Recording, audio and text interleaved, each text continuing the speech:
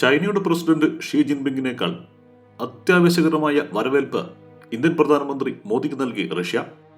ദ്വിദിന സന്ദർശനത്തിന്റെ ഭാഗമായി റഷ്യൻ തലസ്ഥാനമായ മോസ്കോയിലെത്തിയ പ്രധാനമന്ത്രി നരേന്ദ്രമോദിയെ സ്വീകരിക്കാൻ വിമാനത്താവളത്തിലെത്തിയത് റഷ്യയുടെ മുഖ്യ ഉപപ്രധാനമന്ത്രി ഡെന്നീസ് മാന്റുറോവ്. നുക്കോവോ 2 അന്താരാഷ്ട്ര വിമാനത്താവളത്തിൽ മോദിക്ക് റഷ്യൻ സേന ബഹുമാനാർത്ഥം ഗാർഡ് ഓഫ് ഓണർ നൽകി. വൈകിട്ട് തന്നെ മോദിയെ റഷ്യൻ പ്രസിഡന്റ് വ്ളാഡിമിർ പുടിൻ സ്വീകരിച്ചു. പുടിന്റെ ഔദ്യോഗിക വസതിയിലായിരുന്നു സ്വീകരണം. അടുത്തിടെ റഷ്യ സന്ദർശിച്ച ചൈനീസ് പ്രസിഡന്റ് ഷീ ജിൻപിങ്ങിനെ സ്വീകരിക്കാനെത്തിയത് താരതമ്യേന ജൂനിയറായ റഷ്യൻ ഉപപ്രധാനമന്ത്രിയായിരുന്നു.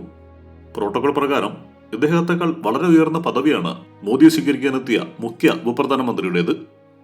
റഷ്യൻ പ്രസിഡന്റ് വ്ളാഡിമിർ പുടിന് തൊട്ടു താഴെയുള്ള സർക്കാർ പദവിയാണ് ഇത്.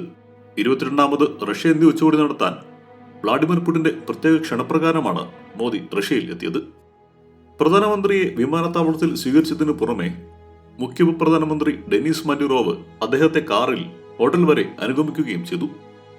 കാൾട്ടൺ ഹോട്ടലിലെത്തിയ പ്രധാനമന്ത്രിയെ കാത്ത് വിദേശ ഇന്ത്യക്കാരുടെ ഒരു വലിയ സംഘവും കാത്തു നിന്നിരുന്നു. അവർ ഇന്ത്യൻ പതാക വീശുകയും മോദി മോദി എന്ന് ഉറക്കെ വിളിക്കുകയും ചെയ്തു.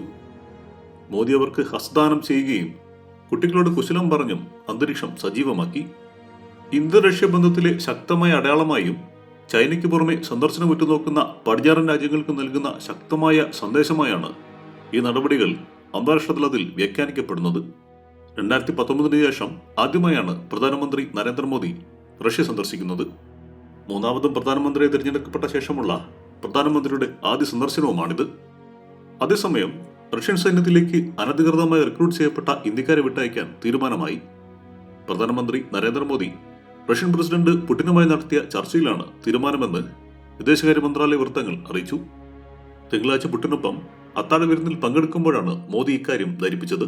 തുടർന്ന് ഇവരെ സൈന്യത്തിൽ നിന്ന് വിട്ടയക്കാനും നാട്ടിലേക്ക് തിരിച്ചെത്തിക്കാനുമുള്ള നടപടികൾ കൈക്കൊള്ളാമെന്ന് പുടിൻ അറിയിക്കുകയായിരുന്നു.